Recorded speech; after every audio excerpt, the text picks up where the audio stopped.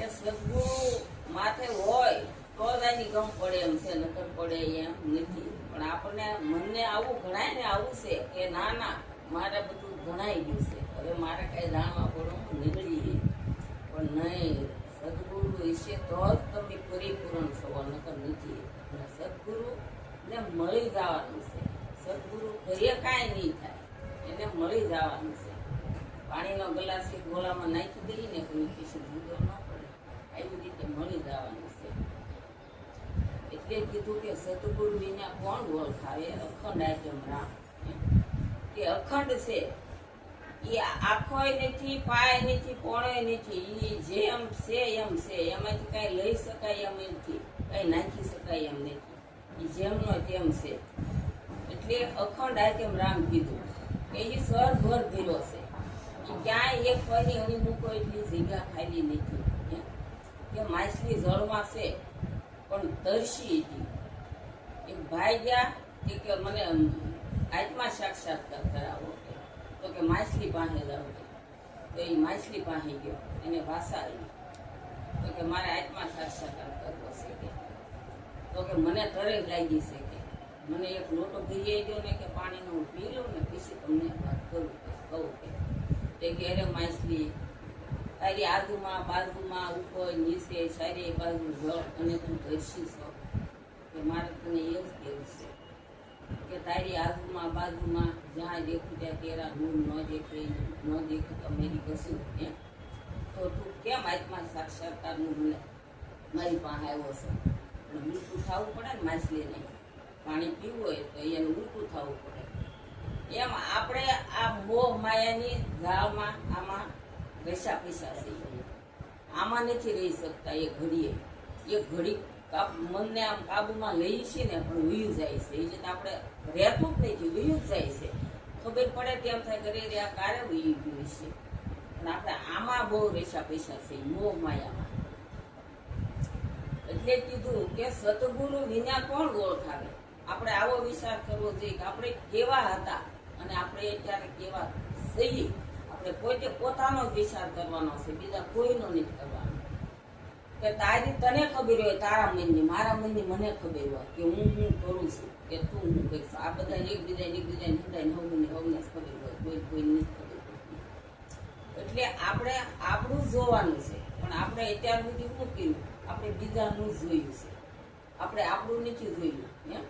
કે ગાડું લઈને લેવા જતા હતા કરિયાણું તો બધા મગાવ્યું, કોકે આ મગાવ્યું, કોકે તે મગાવ્યું, બધું લઈને જતા. બાપ દીકરે બીજાનું જોઈએ રાખ્યું, પોતાનું ભૂલી ગયા. આવીને ગાડું ઠોલવી ત્યાં કે આપણું બધા હવ લઈ ગયા. આપણી પામું રે, આપણે બીજાની પંચાયતમાં વધુ રહીએ છીએ. અને પેલા તો આપણી રાણી ગાણી જે કરવી પડશે, ને ખોટું નહીં, હાસું પાયો બનતું તો જ થાય, નકર નહીં થાય. એટલે આપણે બીજું ફલાણે આમને ઢીકડી આમને એમાં રહી ગયા છીએ. મૂંતું બે આપણે બધા આપણે એમાં છીએ છીએ, આપણે કઈ બારા નથી નીકળ્યા, આમાં છીએ છીએ આપણે. એટલે એ કહેતા કહેતી બધું મૂકવાની છે. હવની જગ્યાએ હવ બરોબર જ છે. ભગવાનને ગમતી વાત છે તો આમાં મોકલ્યા છે. હવે મારે તું તારા ઘરે તું બરોબર છો, મારે ઘરે હું બરોબર છું. મારે શું કામ તારા કોઈ અવગુણ ગાવા કે નીતા આવી કે અંસાબેન આવા કે ફલાણા આવે, શારદાબેન આવે? આપણે શું કામ? પછી તો કહેતા નથી કે જાગતો હતો પણ જોડતો નહોતો, દાનિત નહોતો, ખોટો પછી ખળે ખળે આટા મારે કે રે શાંબા તમારો ઢગલો મોટો. પણ મારી બેદરકારી હતી. ખબર તો હતી બધી, પણ મારી બેદરકારી હતી. પછી વાવણી તાણે વાવણીઓ ન જોડીએ, અને પાક આવે ત્યારે માવઠાની એટલે કણ પાકે ખરા. માવઠું હોય તેમાં કણ પાકે, પણ આપણી દાનેત હતી ખોટી. એટલે આપણે જાણતા હતા પણ કરી નહોતા શકતા, મોહ માયામાં હતા, જાણતા હતા અજાણ્યા. એટલે આપણે આપણું પેલા કરવાનું છે. કોઈનું કોઈ ખાય નહીં, મોઢામાં ભટકું નહીં જાય, કદાચ મૂકી દે શકો, પણ સાહેબ અંદર ઉતારવું તો આપણે જ પડશે. આપણે સદગુરુના શરણમાં ગયા પણ એની આપણને રસ્તો સીધો છે. પછી આપણે એમ કે આપણને ગુરુ જ્ઞાન કરાવી દે, શ્યામબા જ્ઞાન કરાવી દે, નહીં. એ આપણને સારી શિખામણ દે છે, આપણને સાચી સમજણ આપે છે કે નહીં આ નહીં આમ કરવાનું, આ વિધિ આપણને આપે છે. પણ આપણે આપણી રેણી કેણીમાં તો લેવું પડશે ને. એટલે સદગુરુના શરણમાં જવું પડે છે. એટલે કીધું કે સદગુરુ વિના કોણ ઓળખાવે, અખંડ આત્મ રામ, જાણ્યા વિના જલમ ગુમાવ્યો. કે ભેદમાં ભરમાણ, કે આપણે ભેદમાં છીએ, બેમાં રહ્યા છીએ.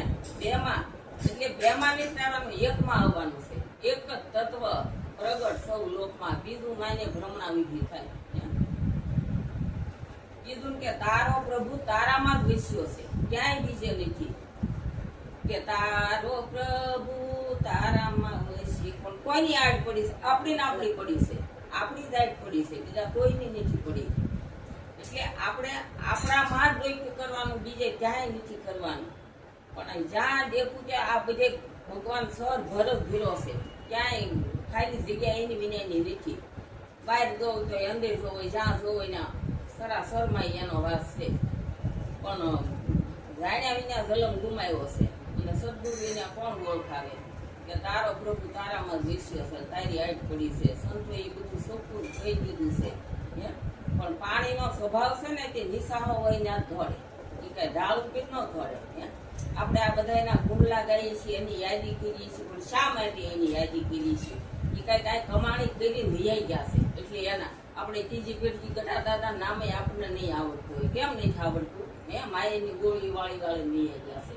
અને આ સંતો બધા એની યાદી કરીએ છીએ. આપણે મીરાબાઈના ગુમલા ગાઈએ, નરસિંહ મહેતાના ગાઈએ, જલારામના ગાઈએ, વાલીમરામના ગાઈએ, આ બધા એની યાદી કરીએ છીએ. કેટલો ખર્ચો કરી નાંગરામાં સપ્તાહ બેહાડીએ, ખર્ચો આપણે કરીએ. અને ગુમલા વાલીમ બધા સંતો ભક્તોના આપણા દાદા નામે ન આવે. કેમ ન આવે? એટલે આ કમાઈ કરી ગયા છે કઈ, એટલે એનું નામ આવે છે. એના ગુમલા ગવાય છે, એની યાદી કરીએ છીએ.